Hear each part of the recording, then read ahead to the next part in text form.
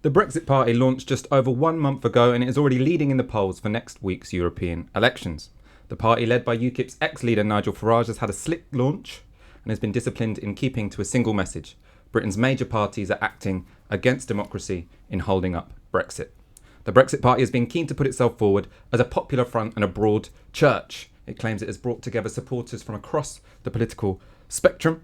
The most prominent left-wing candidate, or at least nominally left-wing candidate, more on that later, is Claire Fox, ex-member of the Revolutionary Communist Party, director of the Academy of Ideas, and regular panellist on Radio 4's Moral Maze. Claire is the Brexit Party's number one candidate in the North West and joins us today in the Novara Media studio. Thank you for joining us on Tysky Sour. Good to be here. I'm also joined by Aaron Bastani. Hey, Co-founder, I almost forgot you were here. I'm sort of blending you blended into the background. Yeah, exactly. I'm outshining you already. You need to come in white and beige.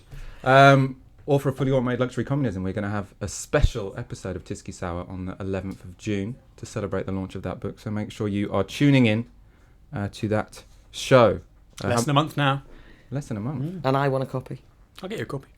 And how we're going to do this, I'm going to sort of ask questions for about 10 minutes, then Aaron for 10, then we'll sort of back and forward a bit like that. So I want to start with your political background.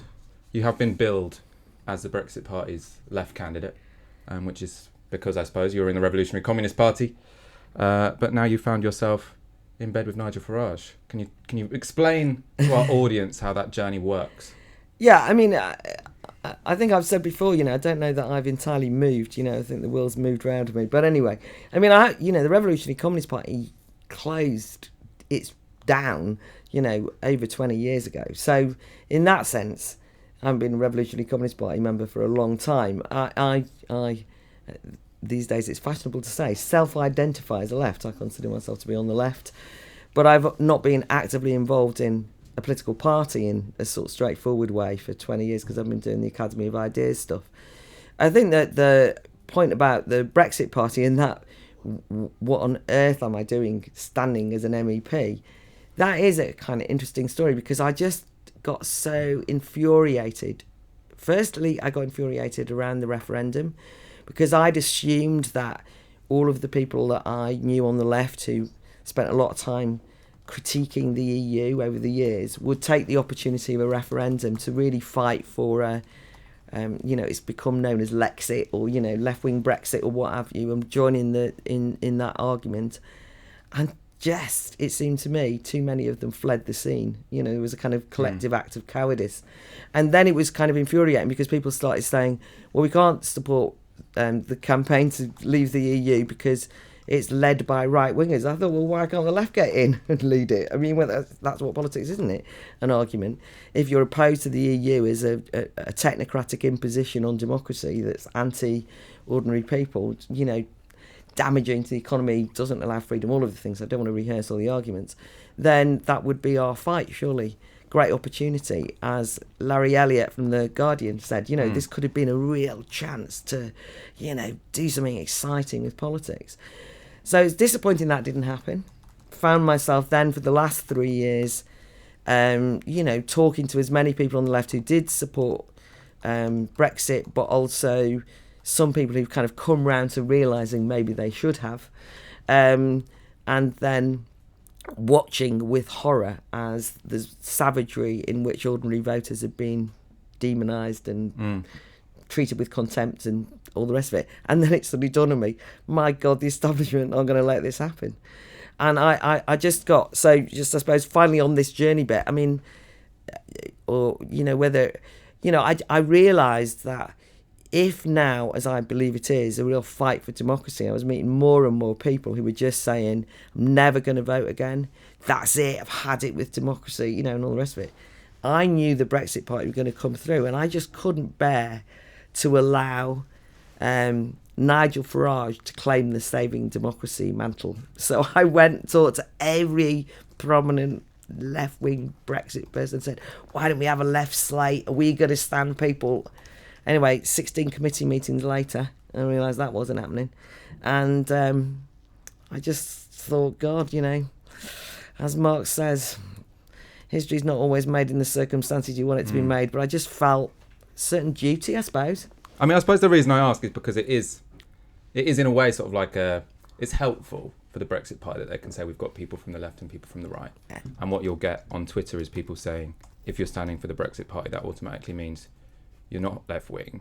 And I suppose my question is, what about you makes you a left-wing candidate for the Brexit Party? What positions do you hold that are left-wing? I'm never quite sure who the gatekeepers are, by the way, on who's left wing or not. I'm just saying, what is it? No, I know, but it is quite a tricky one. It's a bit like sort of justify yourself as left wing, right? No, but I just mean it is part of the campaign, right? You say it on the stump, in your stump speech, you say, I'm a lefty, I've joined the Brexit Party, I want to know what it means to be a lefty in the Brexit Party. Because I've considered myself a lefty all my political life. That's why. But what, beyond an identity, sort of like what policies, what platform, what makes you left-wing, whereas other people... Anti-racist, anti-militarist, somebody who's consistently tried to argue on behalf of what I think are the best interests of ordinary working people in this country, as much as I possibly can over the years. Some of the things which people now will say to me, well, that's very right-wing, is when I say I believe in free speech, which I find extraordinary, because that's because the left left that platform. But another reason why I know I'm a lefty, by the way, because I'm anti the EU. And that traditionally was a left-wing position. But it's not. But you see what I'm saying? Because obviously, I think being anti-EU is consistent with being left-wing. Yes. But it's also perfectly consistent with being right-wing. Yes. So I want to know what makes it. What makes your opposition to the EU left-wing as opposed to right-wing? Because presumably my considerations are less because I want to have an asset-stripping, Singapore free market, UK free of EU rules, and I want to have a place that's based on popular sovereignty and national sovereignty that can make decisions about economic regeneration that are not held. I mean, it's not just the economy, but if you wanted to go down that road. But I do think, by the way, and this is why it's a valid question for you to ask, because I have found over recent years that the left-right thing has become quite a confused notion. I mean, in some ways there were certain things which maybe when I was young, because I'm old, were easily identifiable left-wing causes, and I don't think that's entirely true now. And as I say, there were things that you would just assume that left-wingers would say as versus anyone else. But, there's a whole range of issues now where, there are things that are really confusing. Like, I really believe in standards in education. And I know that sounds stupid, but I came out of a left-wing tradition of access courses, and we could aspire to the best and enlightenment thinking and getting people... I taught in further education for many years, and people, that sort of thing. I now discover that's an elitist right-wing position. I suppose the reason I'm asking is because you're associated with sort of the spiked milieu. I don't want to put other people's words in your mouth, but just to give context to this question. Yeah. And they're often considered to go, give their voice extra weight by saying they're on the left. But then when it comes to it, they basically back a position which is very similar to right-wing market fundamentalists. It's low tax, low state intervention in the economy. It's an idea that what you want to do is deregulate society, and it ends up looking, wherever the journey started, it ends up looking like what now functions as a right-wing position. Well, first of all, you should get spiked on sort of themselves. It's worth clarifying. That's what I'm saying, just as context. I know that you're associated with them. So. No, it's all right. I'm saying that in a serious way, in a way. Yeah. Because... We debate them all the time on Sky. But I'm just saying. Because... but to ask them questions like that could be interesting. But just because people might not know this, after the Revolutionary Communist Party closed down, I co-relaunched a magazine called LM Magazine, which was playing on the fact that the Revolutionary Communist Party magazine was called Living Marxism. We called it LM, so we weren't trying to pretend it wasn't related, but there was no party. And myself and Elena Goldberg relaunched it. This new magazine, some of this is in the public eye. We got sued for libel. 3 years later, the magazine closed down. And after that, the editorial people around the magazine set up Spite. And I didn't want anything to do with it. I, at that stage, wanted to start something new. And I started an organisation, which is the one that I've been running ever since, which was to enliven the public square and have free speech and make that kind of what I was doing. So, fellow travellers, shared past, not the same. So are That's you the in first favour of thing. what are sort of traditional social democratic policies, kind of high taxes, a strong welfare state, No, regulate no, I've capital? never been. Social democracy is not necessarily, social So what, democracy. By the describe way, your that's politics then, I that's a suppose. kind of potentially centrist thing. Well, I mean, I've been involved in anti-imperialism. I think that when you say state socialism, by the way, is something that was fought over long and hard over the years. I'm less convinced that the state running everything is a good thing. I believe in agency. I believe in collectives, but not blobs. So you have to have a strong sense of individual agency in order to have a strong collective. I think that workers should be able to defend themselves in those collectives. I think that the economy needs to be regenerated and kick-started. And I mean, are these things left-wing? I don't know. I don't think that the state shouldn't run services, but I think that the state often runs services very badly. And I don't think you should ring-fence off state services and say you can't criticise them just because the state runs them. Things like that. Yeah. But on each and every single issue, I suppose I approach it from where I historically have come from. That's all I'm saying. But I don't want to. I think maybe I have found that the labels no longer quite work. If you say that you're a Marxist, in the next minute you're talking to somebody, it's like being in a second year seminar of sociology, and they go, "Marx said." And it's like the philosophical insights of Marxism was to be historically specific and to deal with the situations you find yourself at any given time. And I've tried to read widely. I'm greatly influenced by those kind of writers, but not exclusively. Yeah. All right. So what other writers beyond Marx would you say are important for you? Left-wing writers? Oh, that's well. I mean, I don't know whether she counts, but I really like Hannah Arendt. I mean, I came from a Trotskyist background, so Trotsky was a big influence on my life. I am very ambivalent about, but was always greatly influenced by Rosa Luxemburg. I'm absolutely obsessed with existentialism, and I think that Sartre and Camus and Simone de Beauvoir were very influential. And we've got an event that we call Living Freedom, based on that whole sort of idea of freedom and that sense of trying to live freedom and understand ourselves as changing the world. I mean, I don't know. I feel like I can't think of anyone else. Although obviously there's the sort of second half of the 20th century. Then Oh, left right. thinkers. So you're saying you wouldn't have much time for them then generally. Sort of Foucault, Deleuze, these kind of postmodern thinkers generally. no. I think You talked postmodern. about I think the Enlightenment. postmodernism has been a retrogressive influence. I mean, I've tried to not simply close my mind to that, by the way, but I do think that relativism has been problematic. So And I am critical of some of the what I consider to be the anti-universalism trends that have emerged, which I think have been, and also the kind of destructive influences of identity politics that have emerged, which I'm sure you probably talked about these kind of things on this programme before, but I don't think that has been helpful in terms of creating a new movement. I think it's divisive and has set us against each other. So would you define yourself as an economic Marxist? No, I mean, I'd never use the term I am an economic Marxist. So you're not an economic Marxist, and you sort of don't have much truck with identity politics. And generally speaking, people on the left fall into one of those two categories to an extent. In recent years, certain people want to define what they consider to be the left, and I don't mind that. You can do that. I just don't happen to. I mean, what's on the left, right? So I'm standing. The second person standing in the northwest is a guy called Hendrik. He's a Danish socialist. He's traditionally Labour Party. He's a trade unionist representing dentists. Says he's only ever worked on NHS patients. He's got a particular thing about that. I mean, is he the left? Is he allowed to be the left? I really like some of Blue Labour's stuff. I know that that's kind of, oh my God, you can't say that. But I've got a lot of time for a lot of what Maurice Glassman has said and written, and what and Paul Embry, the trade unionist. I really like that.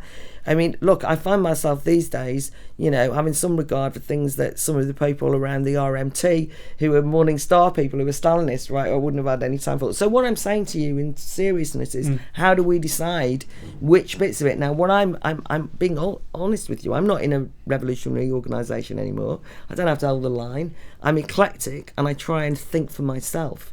And that seems to me to be something that the left when I was young, refused to do. I mean, there was people who would say to you, you can't think that because Trotsky says on page 45. Well, let me show you, I've never been dogmatic about politics, ever. When I was in the Revolutionary Communist Party, I'm damned if I'm going to be it now. But that's absolutely fine. But the thing is, your candidacy and the sort of brand surrounding it is that you're a leftist.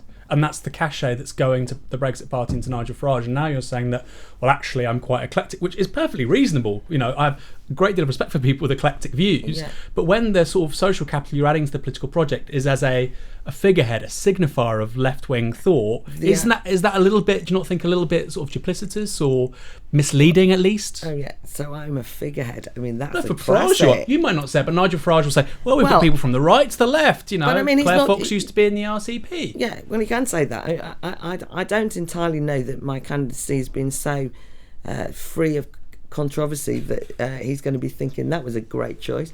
You know, there are people from across the political spectrum standing for the Brexit Party, whether you like it or not. And I might be one of the ones who've historically come from the furthest left on paper in the way that you say a revolutionary communist. That sounds pretty, you know, big. I never said I was from the Revolutionary Communist Party.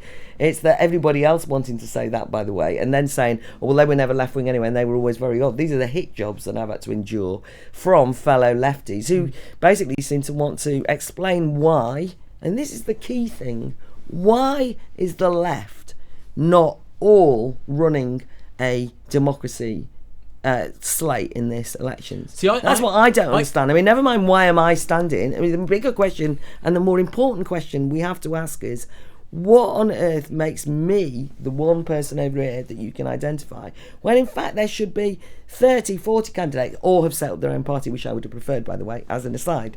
I mean, I would think that would be what we'd want to do.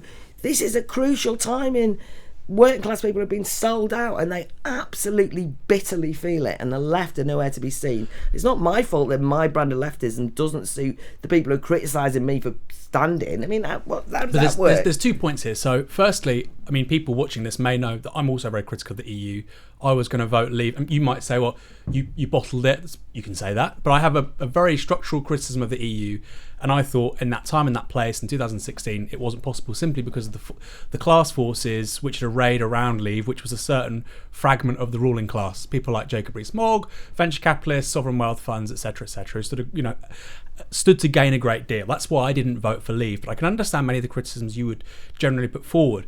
At the same time, we have a Labour Party, which I view as probably the unique means by which we can transform Britain constitutionally, economically, and clearly that has to bring together a broader coalition of forces in society, which will include people who disagree with me about the EU. You know, I will disagree with them about the role of the Bank of England. But hold on, that's what large parties have to do, right? And has some upsides, it has some downsides. But I suppose what it comes down to for me is the things you talked about. I have a great deal of respect for that tradition of even conservative thought, distributivist thought, which talks about self-improvement, self-reliance, working class self-education, all those things. But they're not uniquely left-wing things. They're quite right-wing things. One nation Toryism is a you could argue, actually in the context of neoliberalism, quite a progressive ideology, but it's still conservatism. It's not a left-wing view of the world. It doesn't have a critique of capitalism. You like human agency, the Enlightenment project. You believe that individual choice matters. You have a skepticism about the state. Those are all quite moderate, sort of one nation Tory principles, aren't they?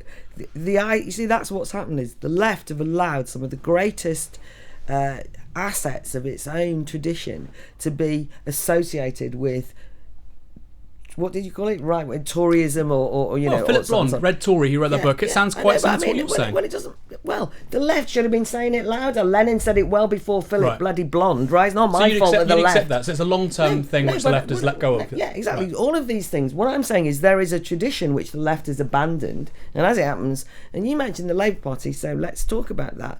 I mean, I obviously absolutely assumed that when the referendum was called, and I could even understand the pragmatism of the leader of the Labour Party at the time, Jeremy Corbyn, trying to hold the party together, of not admitting that he was a supporter of the Leave side of the argument. But I thought that then, in the general election, it was very clear that the Labour Party said, our manifesto, we will see this through. Now, what I'm saying to you is I have been constantly disappointed. And that's why I was quoting Larry Elliott. I think you might have been at the meeting, or certainly said it in several meetings, which is, oh my God, we've squandered it again. I mean, can you imagine a situation where the leader of the Labour Party, a left-wing leader of the Labour Party, the tradition of which, by the way, in terms of Euroscepticism, Tony Benn and Jeremy Corbyn, I associate myself with, I think brilliant. The Labour Party, great. What a moment this is going to be, right? That's what has happened? That's entirely justified, but that's not what the Brexit Party is pursuing. Because know, you said nobody... you want Lexit, but Nigel Farage doesn't want Lexit, does he? Just hold on a minute. The Labour Party now don't want Brexit. Never mind Lexit. No, but the Labour Party are selling out a democratic decision because they want to hold their party together. Their party together. I mean, I don't care about the party. But I care about honouring the votes of the majority of people in that referendum. And I can tell you now that Labour Party voters, this was the option. Labour Party voters were saying in their droves, when I met them before I decided to stand, because I only decided to stand because of this, they were just saying, we are politically homeless, we're bitter and we're furious, and we're going to vote. And I didn't want them to think that no one on the left would actually back that idea. So I hoped there'd be a lot more lefties of any description from the Labour or anywhere else who would stand. I've explained all that to you. So I think, what am I going to do? Abandon people? And by the way, I don't even care whether, ordinary working people, and you've seen the Brexit Party rallies. I mean, Pontefract yesterday, Yorkshire, all those miners. I was on picket lines with a lot of the miners who were there yesterday, who were cheering Anne Widdecombe, and they weren't cheering Anne Widdecombe because she was a Tory. They were cheering Anne Widdecombe because they at least felt that there was a positive somebody arguing for them. Doesn't that make you sad? It makes me utterly devastated that the left has left. But you're in the same party as her. No, don't. That's not the way it works. What is devastating for me? It's not a campaign. It's a political party. If it was a campaign, you could say it was different people. What is devastating for me is that Anne Widdecombe has got the bottle to do it and gets the cheers, and that not anybody on the left is there with her. What was she got to lose? Right. I mean, Jeremy Corbyn's got an agenda for transforming the country. It doesn't have to be Jeremy Corbyn. It could have been you, Aaron. I don't care who it was. Right. What I'm making the point is, they would be cheering people who were prepared to honour their democratic vote. Their vote has been ripped up in front of them. I spoke at the Peterloo March on Saturday, organised by rank and file, ordinary people in Manchester and Great Manchester. It was a great experience because it was like so different to the Brexit Party rallies. It was like not slick and all the rest of it. And it's, 200 years since Peterloo. And people were almost in tears talking about cotton workers and mill owners and the mill workers, and this was their thing, saying we are equal in the ballot paper, and they were mown down, right? Well, it's the equivalent being mown down now, and everyone thought that was resolved. It's just that the mill owners these days look like parliamentarians who are basically talking about the mill workers of today, ordinary voters, with the same contempt, by the way, and treating their democratic expression with just as much violence in a sort of a way as the mill owners did then. See, I don't blame people for cheering Anne Widdecombe, and she's the only one who's saying it. Labour have millions of people they're going to lose over the precise issue. It's why I think personally the referendum should be respected. But what Nigel Farage wants, and I think it's a really great description of the Brexit Party, is a no-deal party. And ultimately what that means in the context of 21st century capitalism is we have to do a deal with Donald Trump's America. And I don't quite understand how you can square the ideas and the values you have. I agree with you, historically left-wing progressive values, self-government, emancipatory democracy, government by the people, of the people, for the people. How do you square that with a party whose tacit intention fundamentally is to basically be an economic subordinate to the United States, which Nigel Farage he's repeatedly said? People don't want no deal so that they can have a neoliberal deal with America. But that's what will happen. They want no deal, just as Costas does, who said it on this very programme, and Larry Elliott, and a lot of other left-wing economists that I talk to, because they say, perfectly reasonably, that first of all, trade is not the economy, by the way. It's a mistake that the left keep making. Sure. That is not what the economy is. In order to have an economic dynamism, which is not preordained or predestined, you don't need to have a set of rules imposed on you by multinationals organised through a European Union that basically says you can only do this and you can't do that. So I would say that the trade deals are the least interesting bit of the no deal. Now, the main thing I would say in relation to no deal at this point is that people voted to leave the European Union 3 years ago. During that time, there could have been potentially a deal well negotiated, possibly. I assume there'd be some compromise. This deal that's now on the table, and actually the one that's been proposed, by the way, by the Labour Party, is not the same as leaving the EU. It tangles us up, constantly tangles us up with the European Union. And so no deal, I mean, what are we frightened of? What do we think's going to happen? I think, actually, I call it a clean Brexit. And I think that at this stage, we need to now just get out. Now, then there'll be a fight and there'll be an argument about what kind of society we have. That's democracy. That's what happens. You then have to win an argument, don't you? But that might take 5-10 years. In the short term, the reality is we would sign, because of like I say, how class forces are arranged right now around Brexit. Trade deals would be signed with the United States where we have very little leverage, and ultimately that would be in the interest of the ruling class of the United States. So I tell you, the working class are not. The working class have been sold out by not having. I can understand, you can't, but you can't have it always. Because I agree with your analysis. I agree that Labour should respect the referendum. Well, I agree. vote for me. No, I agree 1, 2, 3. But then I don't quite understand why that necessarily means that you should participate or vote for the Brexit because Party. there's no choice. There's no other party saying it. I mean, that's what I'm trying to say to you. I didn't sit there and go, oh, the Brexit Party run by Nigel Farage. Nigel Farage had left political life, right? Nigel Farage had gone. This is not UKIP Mark II. Nigel Farage had gone.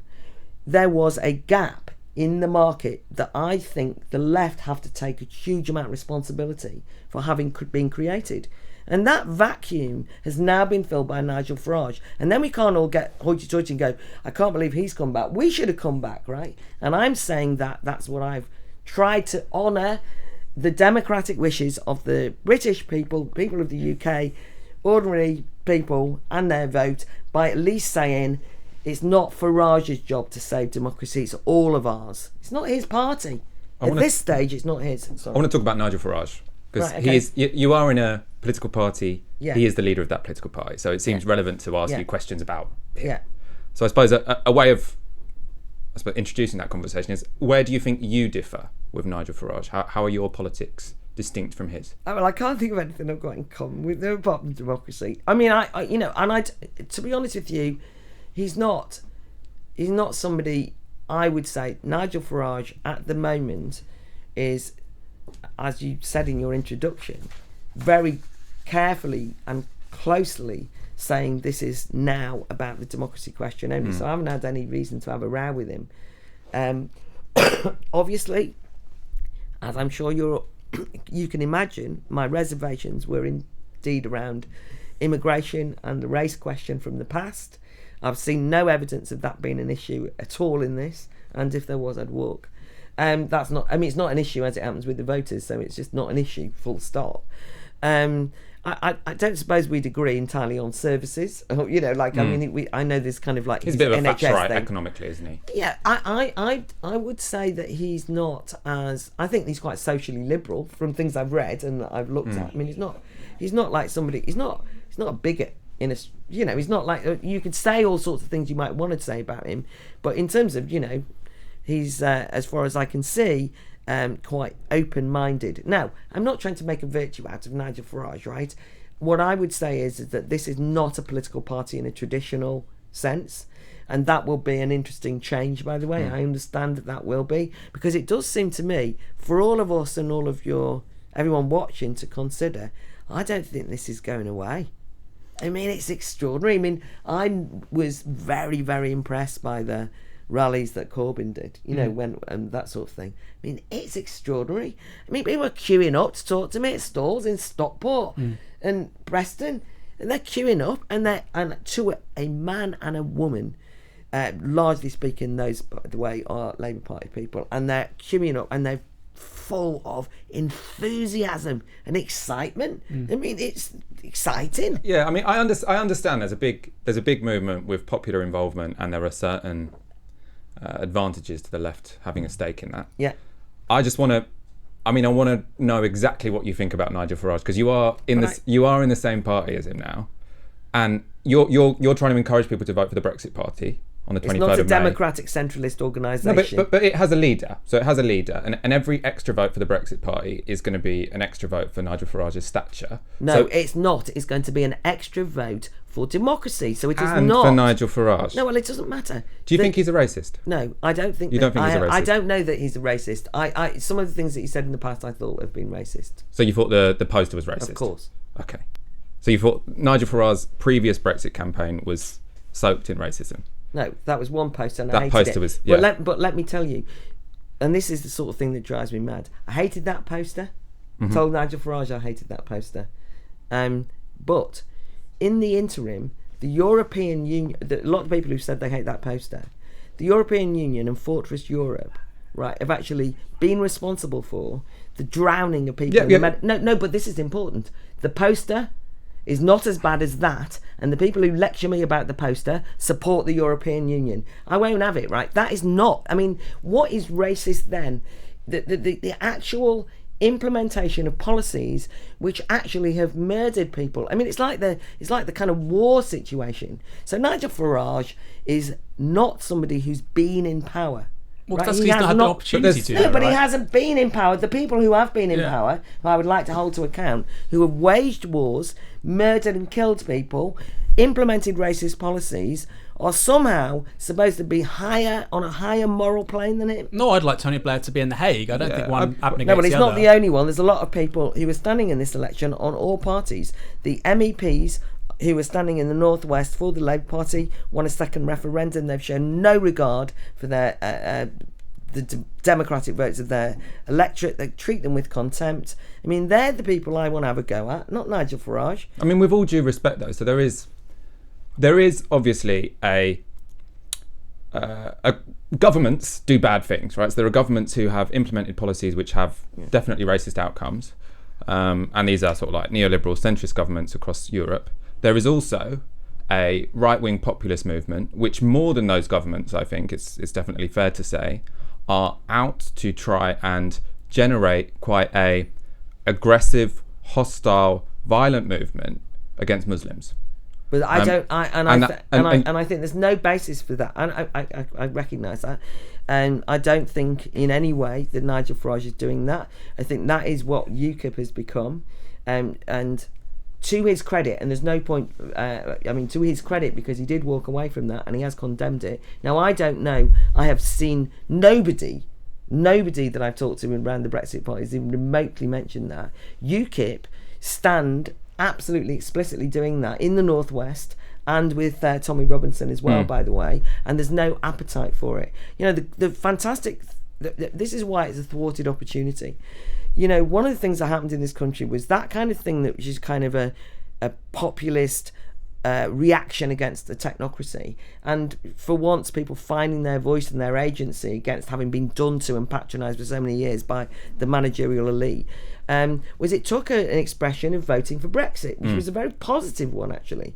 And because that's not been honoured, you can see that that's, in a way, if you want, I could see that if there was a refusal to honour that, that could turn into something unpleasant. Yeah. And therefore I think actually the Brexit Party, refreshingly, has not let that happen.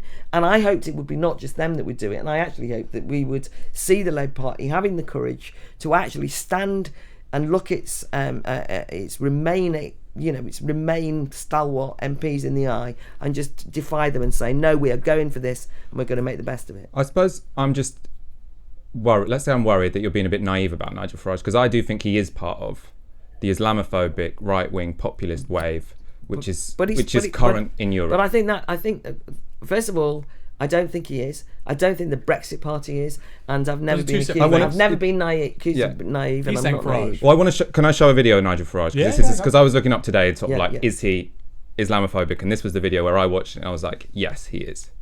Can we get that up, Gary? This is him on Fox News, so it was after his political career ended. Can we get that up? Yeah, one sec.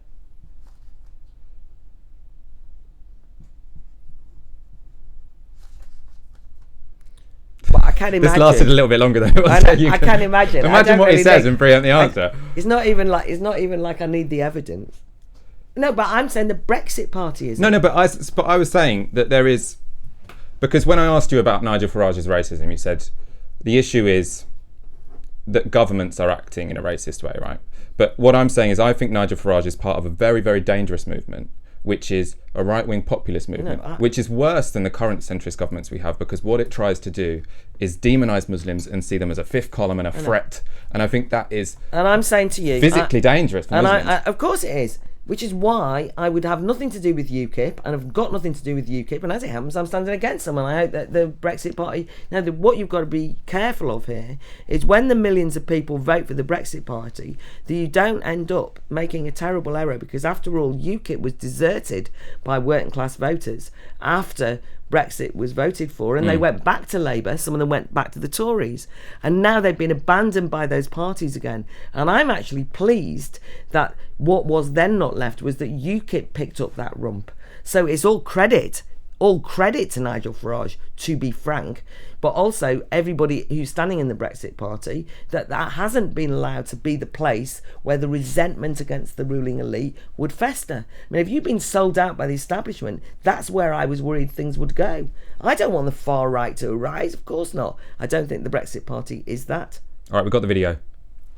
Multiculturalism is in fact to blame for the tragic events last week in France. Here now to explain is the UK Independence Party leader, Nigel Farage, is with us.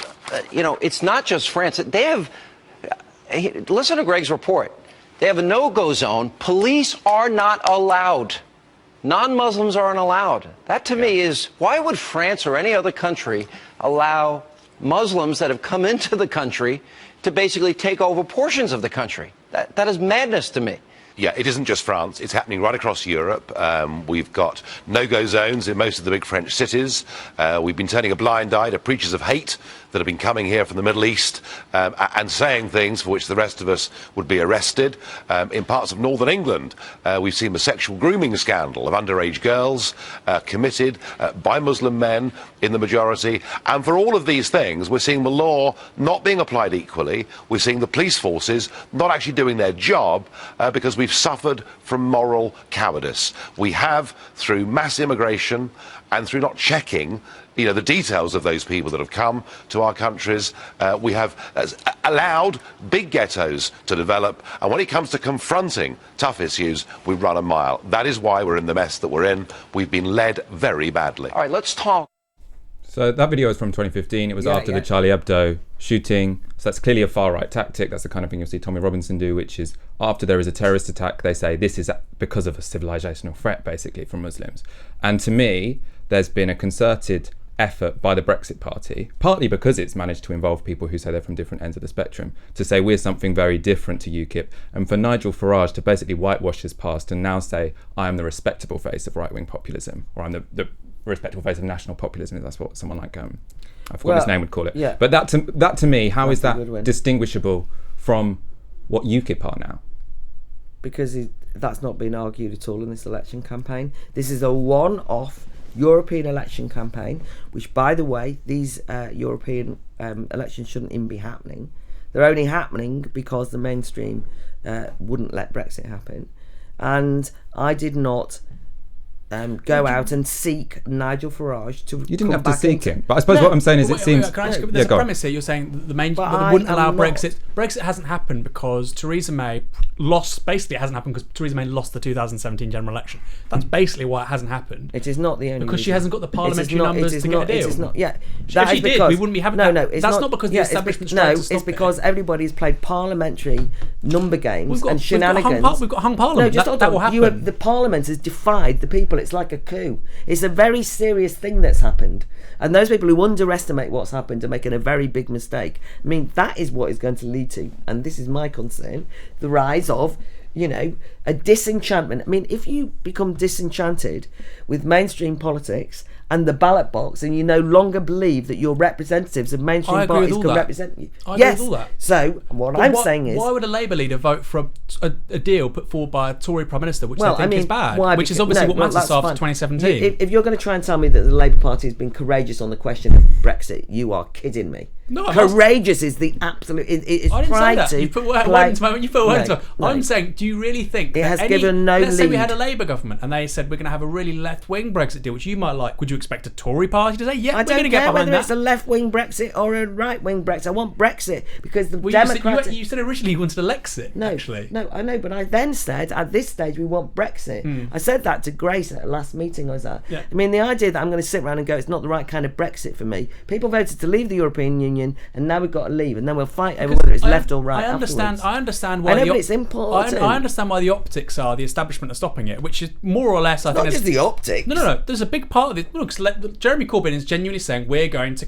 The manifesto 2017 said we're going to accept Brexit. We accept the referendum outcome. And we like to listen to Keir Starmer ever since, and everybody else. Yeah, because a lot of money. The reality is they're not nobodies in the Labour Party. These are senior Labour Party figures.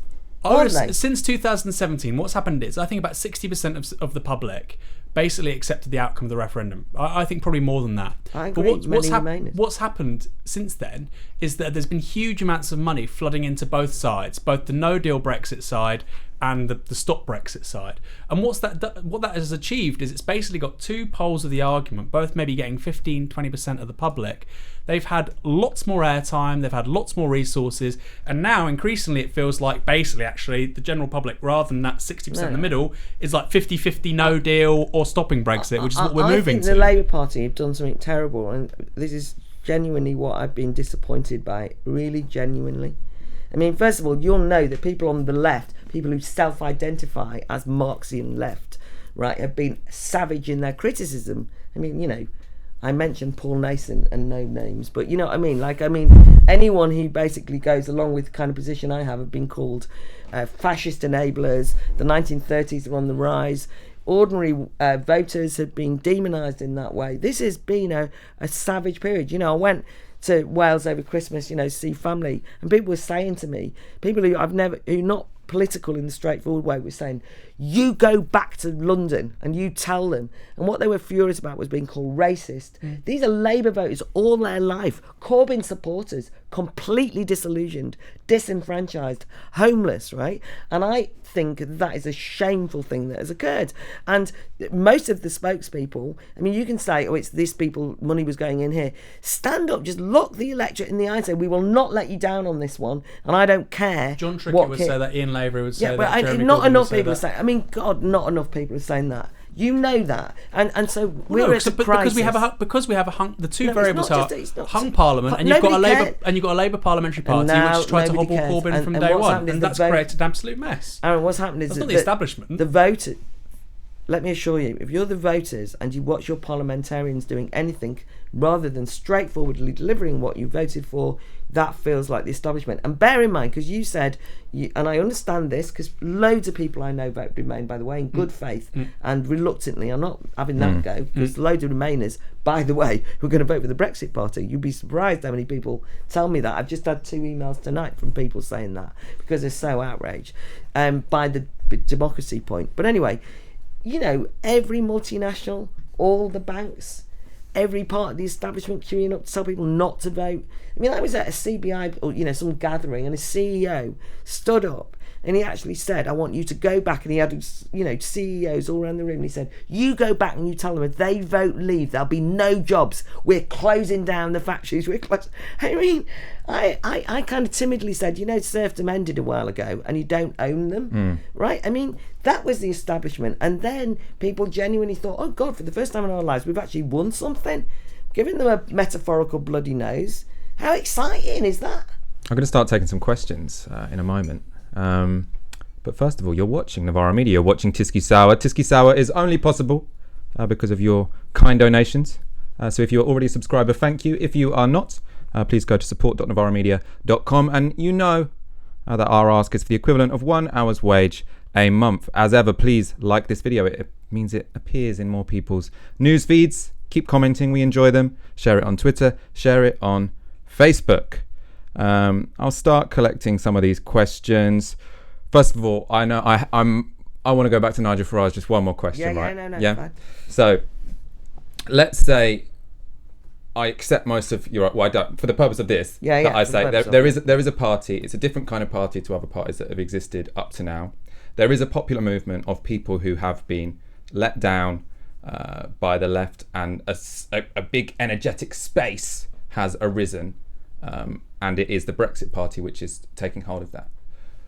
So would it be a fair summary of the situation you find yourself in, and one that you'd agree with, to say, look, I had to make so that there would be a left-wing influence in this campaign, I had to make a deal with the devil, I had to make a deal with someone who is a racist, who is Islamophobic, who is a right-wing populist, and who is part of a movement which intends to demonise, incite hatred, really, against Muslim people in Europe? No. No? Why? So I think it's deal with the devil. I think that those latter points I wouldn't accept. And if I just thought that there was, consistent evidence over the last couple of years, of him doing that and that. But that video was Islamophobic. No, I know. No. Well, I didn't agree with it. But no, see, I don't like those labels. Can I just say, I've never liked those labels. Okay. I mean, I would want to take apart everything he said. Well, so do you think I'm very anxious about it because, apart from anything else, I've been called Islamophobic and racist for trying to raise critical comments, for example, about radical Islam in the past. So not, by the way, in case your viewers are watching, no, not like that. But I mean, I just get anxious about it. So, but I suppose that video. Yeah, but I just don't want to. I just feel like I really do feel like it's a virtue signaling. If he was sitting on a panel with me saying that, right? Yeah. And so that's absolutely outrageous, and I'd have a row. And if he did that today, or if he did it at any of the Brexit, or I heard it, I'd have a row. But I suppose in public. But there's two options, right? So there's either one that you think going on Fox News after a terrorist attack and talking about, lying fundamentally about no-go zones, talking about how there's areas that the police can't go, talking about how mass immigration is creating a load of extremism in Europe. So that to me is part of an Islamophobic right-wing project, because it's not like those are being taken out of context. He was talking to Fox News specifically to take advantage of that moment and wrap up and sort of mobilise and direct the anger and the fear that comes out of a terrorist attack and direct that towards Muslims and migrants. I know, but you will know, because you will have noted it, I'm sure, that happened quite a lot. And it's often happened around the terrorist attacks, and it's happened from mainstream politicians of all sorts. Not to that degree, I don't think. No, maybe not to that degree, but what I'd say is there is a problem when these things happen, that we have to have an open and free discussion. Now, you will also know that things like the grooming gangs, which have been exploited to a great negativity by somebody like Tommy Robinson, it's not as though there wasn't an issue. And there's an issue which I think we on the left have got to come to terms with. No, we've got to come to terms with. I mean, I write for... But he says there that we've got to check who we've got coming in, and we know we can have a debate about the grooming gangs as well. But that's all second, third generation people. No, I know. But listen, this is it's obvious what he's saying. This is the difficulty with me when I was involved in revolutionary politics. Do you know who brought, when I was first involved in politics, the people I ended up having most rows with were Labour Party politicians who were calling for virginity tests, trying to deport people. I mean, what I'm trying to say is, where am I going to draw the line? And you will know from the whole anti-Semitism issue, I don't mean, by the way, that that's not problematic. I'm not saying that, but I'm anxious about what has started to happen. I have been told that because I've got Labour Party friends, that I'm part of an apologist for anti-Semitism. And you would say that's absolutely outrageous. And I understand that, right? Because these things can be used in a particular way. I'm making the question simpler, though, in a way, because I'm not saying by joining the Brexit Party you make yourself an apologist for Islamophobia. I think that's a strong claim, much easier to defend yourself against. I'm asking the much simpler question, which is the leader of your party an Islamophobe who was engaged in and promoted Islamophobia? He might have done in the past, but I do not think he's doing so now. And I'm saying that if he did, I would have, I would do what I would do with anyone that I completely disagree with, have a row. You'd publicly denounce them? Yeah, of course I would. And you'll publicly denounce him for that thing in 2015. Yeah, but I mean, why would I? Because that's kind of an attempt at having a go at me. See, and what happens? I'm not trying to have a go at you. I'm just saying it's important to have a moral compass where you can say No, well, thank you for checking on my moral compass, right? No, but it's kind of like denounce. Will you denounce? Will you denounce what somebody said then? I'm interested in politics now. It's not will you denounce, it's will you be clear? Will you say, this is what I believe? So I'm not saying, you could say, No, but I think he's a racist and was a racist, but I think it's worth me joining that. I don't know why you want. But Brexit for a lot of people is, whether you agree with it or not, and I think there's great, the left historically argued for leaving the EU, but no, but it's become a major signifier for many people for the issue of migration. For him saying that, it is relevant. It's not a totally exogenous, irrelevant detail. I think that's absolutely misunderstanding. By the way, the person who thinks that most clearly, who thinks that Brexit equaled a signal on immigration, was Theresa May. I mean, Theresa May is so convinced that the British working class want to deport everyone that she brought in the hostile environment on the basis it would keep all the racist workers happy, right? So you don't think that, for instance, we know that immigration was one of the major... It was second on the list of concerns. One of the major issues ahead of 2015, ahead of 2016. We get Brexit and it all of a sudden really drops down. So clearly there's a correlation between Brexit and immigration. But it's not a straightforward one, is it? And certainly not a racist one. I mean, a lot of the people who were concerned about, for example, East European migration in my area where I live are African Americans, right, who live round the corner, because that's a change, right?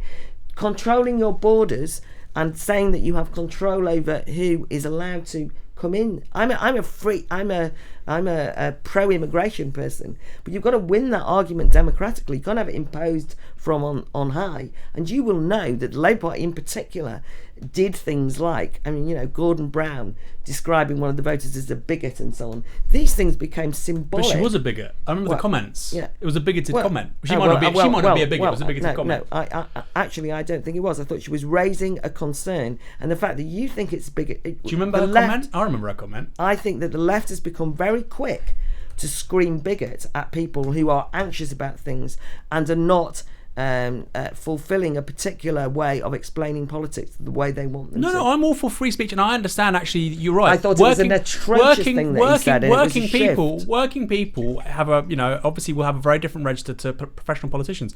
But maybe we can get the clip up and we can talk about. I can do a bit of research for the questions that Michael gets. I remember watching it and going, actually, yeah, that was a bigoted thing to say. I'm the first to say a Westminster politician is, diminishing a member of the electorate. I think there's been a mood that's been going on for a good sort of 10 years, which is that people who raised perfectly reasonable questions about immigration, bearing in mind that I, for example, would like to be able to persuade my fellow citizens that we should be quite liberal on immigration, I'd say the least. But I do not think that the way this has been discussed in public life has been anything other than to demonise people as bigots and racists for raising concerns, and that has caused problems internationally. Do you not think Nigel Farage saying that his initials were the same as the National Front in the 1970s is the likely hallmark of a bigot?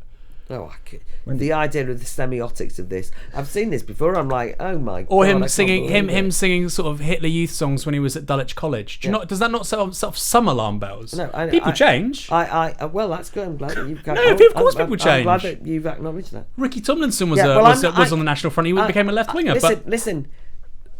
I know that it's great fun to sit here and have me on the programme and then say, shall we now indulge in Nigel Farage bashing? My God, it's the most unimaginative thing. No, because he's the most successful conservative.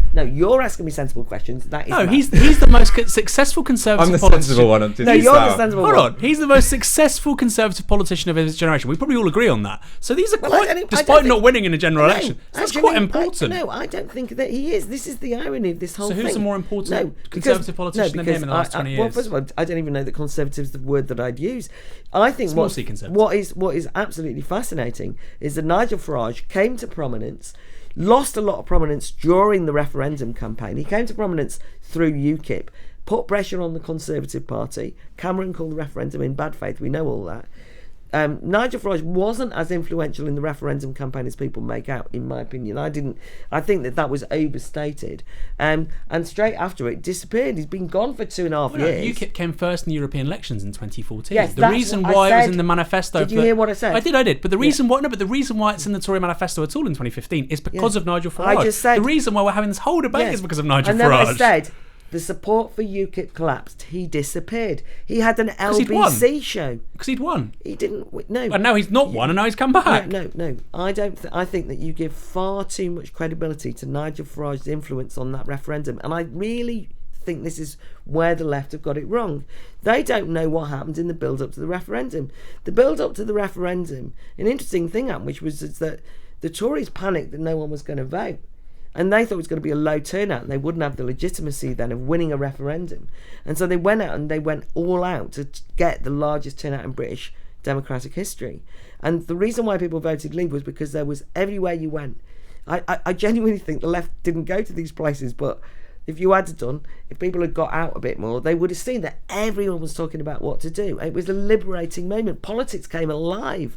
And that's why everybody got it wrong. They didn't get the polling. They didn't see what was happening. I'm going to go one more point, and then Michael's going to stop me.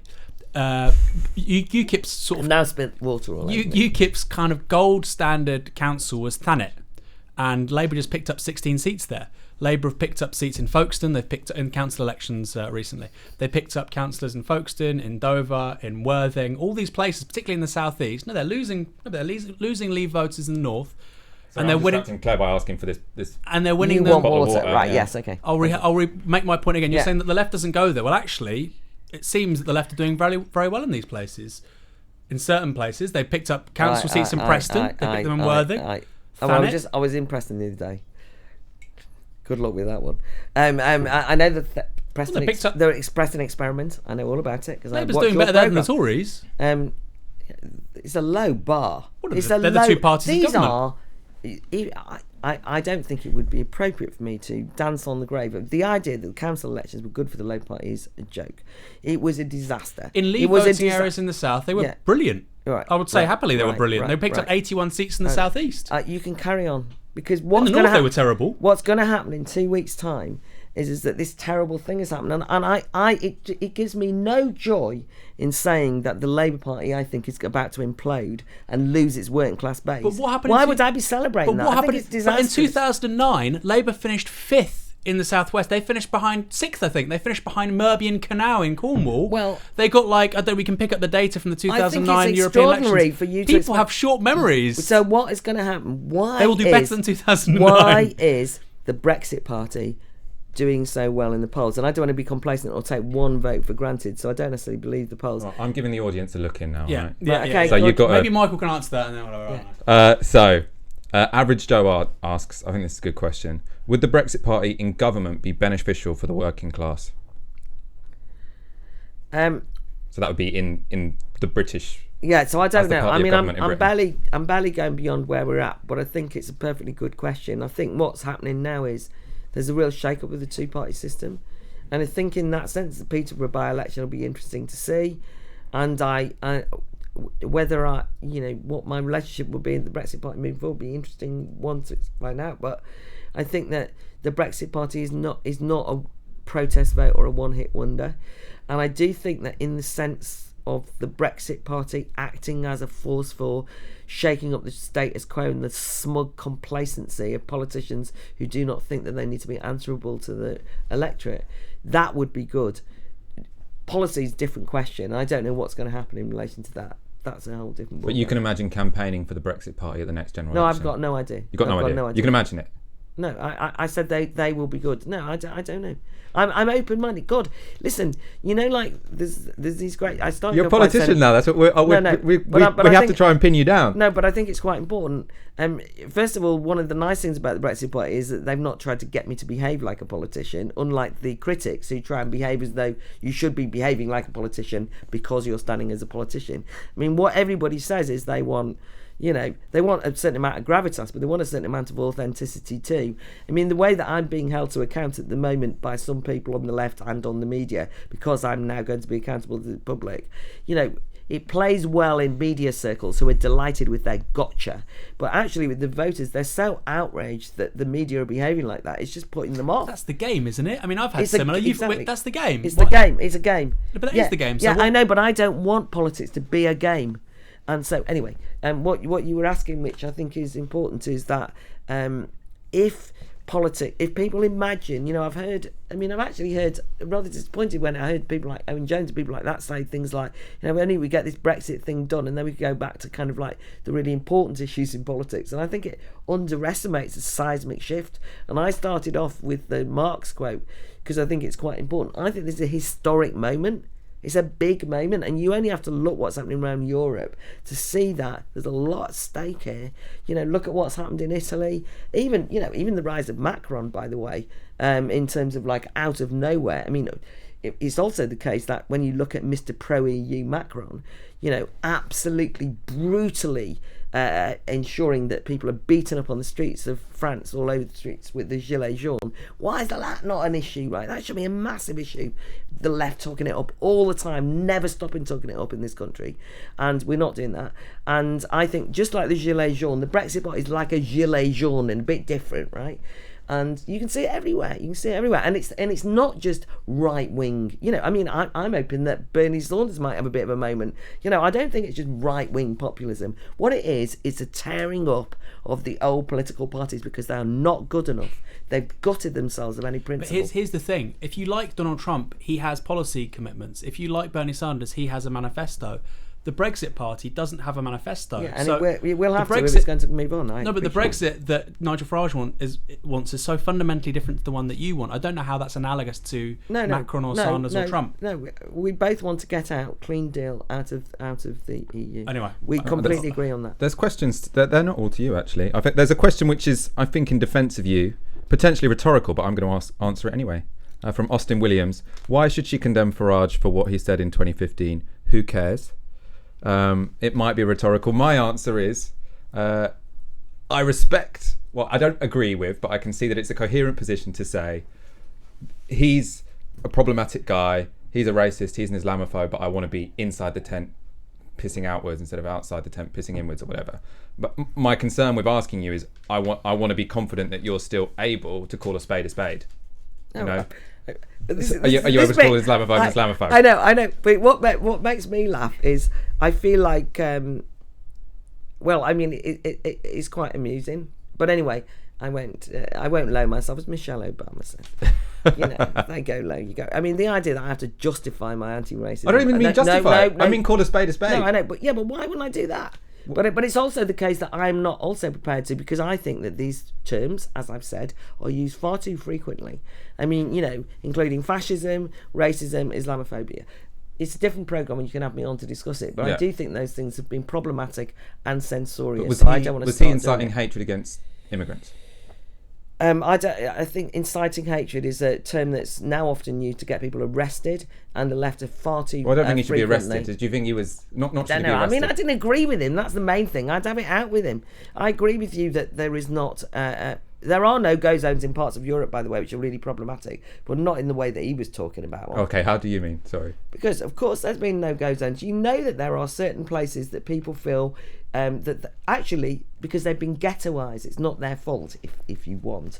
And what has happened is that people have been forced into situations where people are entrenched in different areas, and that, I think, is been unhealthy for all of us. And I think identity politics has not helped anyone. But what do you mean by no-go zone? I mean, because the idea of a no-go zone is that everyone there is Muslim, and people who aren't Muslim can't go there. Yes, and I didn't mean it in that way. What I do mean is that there are people ghettoised into areas, and in parts of France and in parts of Belgium, there's been situations where I think that people have been dumped into areas. People feel nervous about going there. It's created tensions. I don't think that's very healthy in society. That's what I meant. And I know that he was using it in a different way, but what I'm trying to say is, there is a gotcha thing going on, and I really genuinely think that people now want to be able to have political discussions now, and I mean this in the broadest possible sense. I mean, you must all be fed up of it. That you've been done over. I mean, I suppose everyone has been done over on these. I things, agree with gotcha politics is a bit pointless, but I do think that there are people, especially on the left or not on the left. I mean, especially on the left, basically, where when left-wing people are quite justifiably, I suppose, getting involved in movements with complicated politics. They want to make sure that by joining that movement, you haven't sold out, you haven't abandoned oppressed people. And I think that means that in these sort of complex, tumultuous times when people are sort of making odd alliances, that is a particularly necessary time for us to be able to say, look, I'm in this unhealthy alliance, but that is wrong, that is racist, that is unacceptable. And I can see what you're trying to do. If we are unable to If we say, I know, but I don't. For me to join this movement, I have to become blind to racism. That's genuinely. Of course I don't. Of course I don't have to become blind to racism. Of course I don't. What I'm also saying is there is a different problem, which is that, and I've mentioned already that I think that in the world of identity politics, what people say is acceptable to say, and what you're allowed to say, and what you're allowed to explore openly, and who's allowed to say it. I would be told that. There's all sorts of things that I wouldn't fit in a kind of, the expression of oppression and identity. Yeah, but that's not a point I'm making. No. I agree. And that was all I was trying to clarify. That was what I was trying to clarify. Of course, I'm not going to, the idea that, apart from the fact that I joined the Brexit Party like 3 weeks ago or something, you know what I mean? Like the idea that I've kind of like signed some pact and that every time I see something dodgy, I'm going to go, look away, everybody. Well, I'm not a cat child. What I'd hypothesise is you joined 3 weeks ago and it's only taken 3 weeks for you have to excuse people's Islamophobia when they're spouting something that's obviously Islamophobic on Fox News. Are you seriously saying to me that was obviously Islamophobic? No. I said I don't use labels, and if you are trying to tell me that you think that I won't casually use a label because you think that somehow I don't want to upset Nigel Farage, well, first of all, you don't know me. It's an outrageous thing to say. Okay, let's move away from Islamophobia. So Good. Not Islam. I mean, I don't mean move away from Islamophobia. I mean, I was saying that I think it's undeniable that he was inciting. I didn't agree with anything he said. All right. Let's go to some completely different questions. Thank you. We are going to... Do you believe austerity was and still is the wrong policy for working class communities in this country? Absolutely. I wasn't sure what the answer was going to be there, actually. So you're against austerity? Low bar. Low bar. This is a good question from Simon Piotrowski. Is there anything more important than Brexit? Well, Brexit, democracy. Brexit's not the point. It's not the relationship with the EU that is the most important thing. I mean, I've not spent all my political career going, if we stay or leave the EU, everything else will fold. So the important political principles for me are one person, one vote, because I think that's the only way in which ordinary people can have any control over their destiny, and freedom and liberty. I mean, if you want that, the bedrock of democracy is liberty and freedom, and that includes freedom of conscience, freedom of speech, all of those things, and the rule of law. I mean, those kind of foundational things. The rule of law is always a bit dodgy, but it means, innocent until proven guilty. Those kind of important gains, and I think we were in danger of losing them. And what I've been actually concerned about for the last 10-15 years, what I've been writing about and talk about endlessly, is I feel as though sadly the left have become associated with the betrayal of the great civil liberty gains of modern history, and I'm really worried about that. This is a really interesting question, and I think asked in quite an open way. So this is from Daryl Kavanagh. Question: does Claire still believe in a class analysis of society? If she does, what class interests does Farage represent? I don't know what class interests that's interesting. Well, class analysis, not class determinism. Mm-hmm. If that makes any sense. Yep. And I think that class consciousness, as one understood it, had taken some battering and was really kind of undermined and destroyed, particularly after the miners' strike and the collapse of the trade union movement. And I don't want to do the whole history. And the collapse of the Soviet Union and the Eastern Bloc kind of meant that politics became gutted of any political movement. So it became almost like an identity or a kind of sociological kind of bearing. And what's really been fascinating to me is the emergence of working class subjectivity around, guess what? Brexit. By accident, that's the historic accident. It happens to be that which has allowed people to rediscover their own class consciousness. So I'm pretty convinced that what we shouldn't do is betray it. So ironically, if Farage is the one who's giving expression to it not being betrayed, there's a sense in which he's got some class. I mean, but he's not doing it for that reason. That's why I'm doing it. I mean, I think that's true for certain parts of the country. So, for instance, I think it's absolutely true in the north. But then I would submit that's a form of identity politics. So, for instance, the Labour vote in the south, which voted Leave, is clearly much more sticky than places like Barnsley, Bolsover, Sunderland, So that's the first thing. I mean, I'd question, is that a form of white identity politics? Secondly, what's your opinion on, that's my position. What's your position on the referendum question? Because I would say, look, it was a giant fuck up. The question was a fuck up. It was highly ambiguous. None of the parties really knew what they were doing. You're saying that your sort of cardinal principle in politics is democracy. And I agree with you. But it seems that you have an extraordinary level of democratic fidelity to a question and a referendum which was posed by an absolute imbecile, arguably one of the worst prime ministers of the last 100 years. I think once they posed it, though, that's what happened. I mean, I agree. I mean, so history's not going to look kindly on David Cameron. I get that. I mean, he asked it because no deal isn't the same as no. They said it was an in, etc. No, but they said it was an in-out referendum. It was a binding vote, and it was a once-in-a-generation vote. And because they made such a big deal of that, because they went on and on about it, mainly to threaten people, which is you'll never be able to. Once we leave, that's it. Once we leave, we're leaving everything. We're leaving the customs union. We're leaving everything. They didn't say that though. People like Dan Hannan and Nigel Farage repeatedly said we'll be like Switzerland or like Norway, but you're which the are one, in a customs union. You're the one who's overestimated Daniel Hannan and Nigel Farage, not me. The people who were running the referendum Remain campaigns were the ones who said it. Those people, the people who were threatening the mass of people who had the power, they said, if you do this, you leave the customs union, you leave everything. People said, thank you for telling us, and went off and voted leave, right? That's what happened. Anyway, so it's in that context that's true. And I think that you are underestimating what's happening in the South. This is a good question for both of you. From Dickie Hands, are Novara media out of touch with the working classes? I'm going to start with you. First of all, I really like Novara media. This is not going to make me popular with some of my friends. I've said this to you, Aaron, before. I think it's a really great initiative. And don't say that to be over complimentary. It's just that I've thought that you've done a really good job of opening up discussion and debate, and I really like that. And appreciate that you've asked me on it. It's not being in touch with the working class is not just sort of sitting around and going down at the pub with people, and because that really would be the kind of identity politics. But on the other hand, it would be really interesting if you came on the campaign trail with me, wouldn't it? I think you might get a bit of a shock.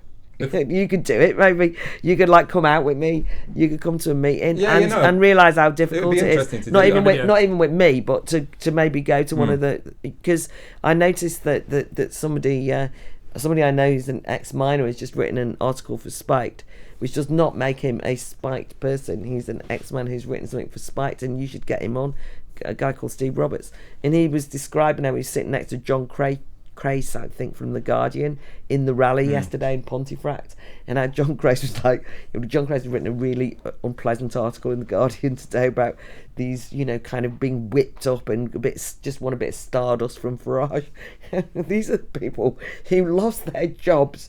They were blacklisted. Steve Roberts was one of the bravest miners I've ever known, and all these kind of things, and And I think that what he was trying to say was, I think they got a bit of a shock when they looked at who was around. I don't think, by the way, white identity politics. I mean, people don't think like that. That is how the left think. They think it's white identity. You don't think it exists? Sort of like flat cap whippet, because people don't generally dress like that or behave like that anymore. Exactly.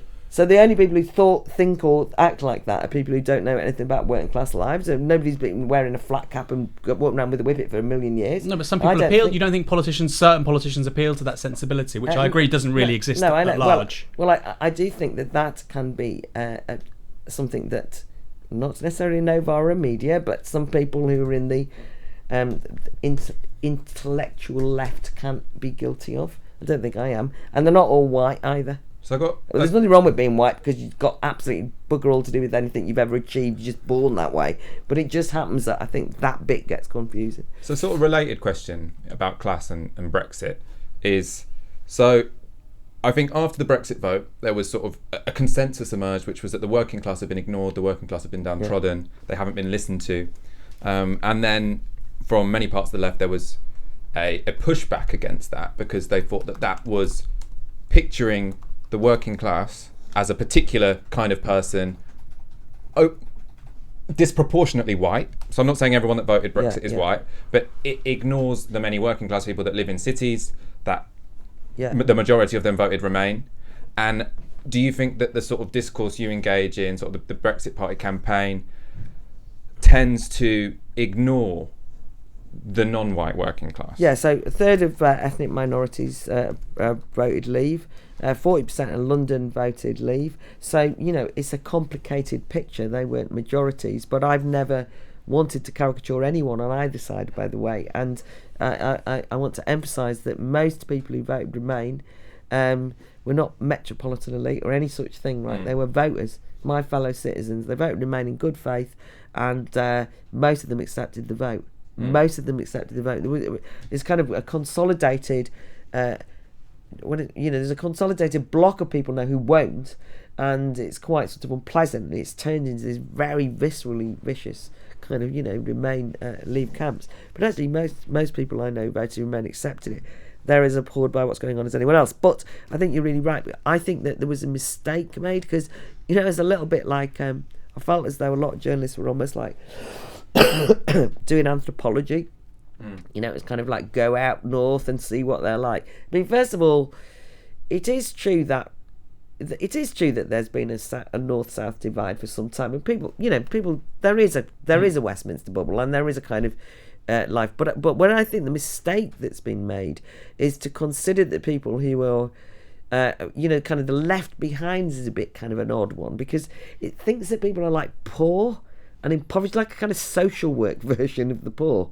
You know what I mean? And actually, I think that one of the issues I've had with the social democratic left over recent years is that they always sound like Victorian social workers talking about the most impoverished people in society and misunderstand. Like the way people will say, I don't know why people voted Leave when it's bad for you economically, you might lose your job, or you're losing EU money. I mean, people want dignity. I mean, they want control over their own lives. This is what I'm saying. This is the historic bit. I mean, people actually are prepared to be poorer and free. I mean, historically, I'm not advocating that. I'm saying that they themselves say, don't patronise me with you. You know what I mean? I mean, that's the talk of dictators, isn't it? We know better than you, and we'll give you nice jobs, and that'll shut you up and keep you happy. But it's not. If you're not free and you've got no control over. Do you think your ultimately that's why you'll win? I mean, I suspect it is. That I suspect Remain and Reform doesn't have a vision like that, which no, is emotionally people moving. have even if you don't, when I say people have found their agency, I think that's the key thing for me. And maybe as some people watching will kind of understand that from kind of a Marxist tradition, but you can't change it. I mean, for me, the big tragedy of politics over the last 30 years has been Tina. There is no alternative, and that was a Thatcherite notion, and people accepted it, and politics became organised around the fact there is no alternative. And in a way, the EU represented that, globalisation and the EU and all of these things where you can't change anything. There's a limited amount that you can change. And think about then all of the kind of social policy. This is not the post-war period where the big social policy discussions where, the health service or welfare or anything. It was kind of you are a hapless individual who doesn't know how to feed your own kids, stop smoking, stop drinking. I mean, it was patronising, treating people like they were useless objects, and people, it grated, but they accepted it because politics had died in a way. And I think there's been a resurgence of agency and people finding themselves, some of which has been expressed around support for Corbyn, no doubt about that in my mind, and a lot of which happens, and that's why the Leave campaign slogan, not Farage's by the way, notice, was the change one.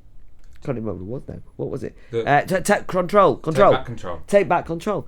That kind of captured something for people, I think, because they felt like they'd been, to use a phrase, a terrible word, disempowered. They'd been stripped of any dignity. And I think the left have played too much of an emphasis on talking about the vast majority of people in these lives as though they're kind of, poor and hapless. Everything always focuses on the most abject poverty experiences and so on. I think it grates on people. You need to be able to stand, so that's the bit of the left that I think has gone wrong, and that maybe we can see something positive come out now. Are you worried about any of the forces unleashed by Brexit? So I think you quite reasonably offer a corrective to people who think that anyone who voted Brexit is a racist, or who thinks that Brexit would be the end of the world, or he thinks that this is the end of liberalism. But it does seem to me that there were forces that went into Brexit, which are quite powerful in Britain and very powerful in Europe and the United States, of a resurgent populist right. And I know that you spend a lot of time, as we do, talking about the limitations and the problems of a sort of like technocratic elite who aren't particularly interested in democracy. But for me, there's two big concerns, or there's two big enemies. So one is the sort of like undemocratic technocratic elite, and the other is the group of people, or the political tendency that wants to mobilise opposition to that technocratic elite in a manner which demonises and mobilises hatred against migrants. So I think that latter fear has been over sensationalized and almost scared the left into behaving in ways which I think have not been very brave. But it does not mean I don't think it exists as a problem at all. But that's why I was talking about all the iconography around 1930s and Hitler and the promiscuous use of the word fascism and Nazis and so on. A kind of real fear-mongering, and I think that what's happened then is people are sort of so frightened that I was Nigel Farage sorry, you've just said fear-mongering. Was Nigel Farage fear-mongering when he was talking about no-go zones? Yeah, no, he was. Yeah. He was fear-mongering. Yeah, but by the way, therefore the left shouldn't do it, right? Yeah, I'm not in favour of fear-mongering. No, exactly. But I'm saying it's largely come from the left. The fear-mongering around the rise of the far right is coming from the left. It's not coming from Nigel Farage. It's coming from there.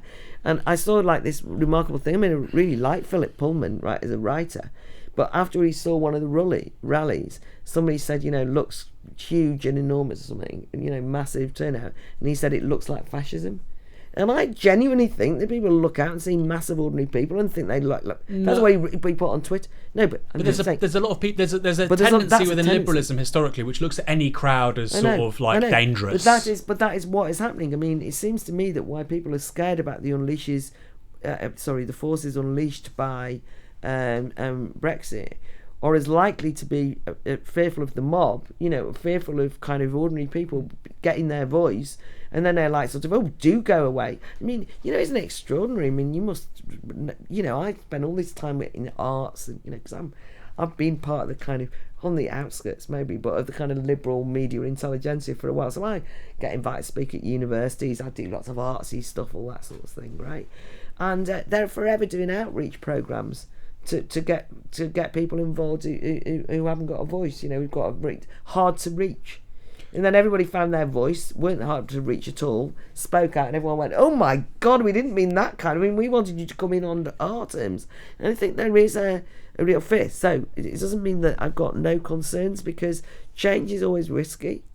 I mean, it's just that I think that getting stuck in the status quo and believing that nothing can ever change, that eats at the soul. For a start off, I mean, it's demoralising in the real sense, and only being done to by people in positions of power, never being given any self-respect. So that to me is kind of rots politics and destroys any capacity for change. And so I was really worried about that, and that's been shaken up a bit. And I've also was worried, which is why I've stood for the Brexit Party, to go around in a circle, that if you deprived people of seeing Brexit through, which they thought was theirs, they thought they've taken control, given the establishment a bloody nose, that's it, right? And people across the class spectrum, but they really felt something had happened, that would fester and turn nasty. So that's what I was worried about. We should probably start to wrap up. I think so. An hour and 20. My God, has it been that long? It's been that long, yeah. I do feel exhausted. Summary. I'm going to attempt a summary. You've given a good explanation of why you're standing in a party led by an Islamophobe, someone who went on Fox News to incite hatred against migrants after a terrorist attack. Is that fair? Apart from, we'll take away the Islamophobia because you think that's more controversial. Take that away. So someone who went on Fox News to incite hatred against immigrants. Well, we don't know why he went on, but anyway, what I would say is I'm not standing in his party. I'm standing with 70 other people in this election across the political spectrum for democracy. All right. Thank you for coming on, and thank you for coming on with both of us. You had I thought two people asking you difficult questions. I hope that I hope it was shed a bit of light on things. Well, the viewing figures have been going up all show. We've got 800 watching now. Thank you for watching Tisky Sour, thank you for joining us, Claire Fox. Okay. Thank you for joining me, Aaron Bastani. Thank you, mate. As ever, Tisky Sour is only possible because of your kind donations. If you're already a subscriber, thank you for making this show possible. If you aren't, please go to support.novaramedia.com. As you know, our ask is for the equivalent of 1 hour's wage a month so we can continue working around the clock. See you same time, same place next week.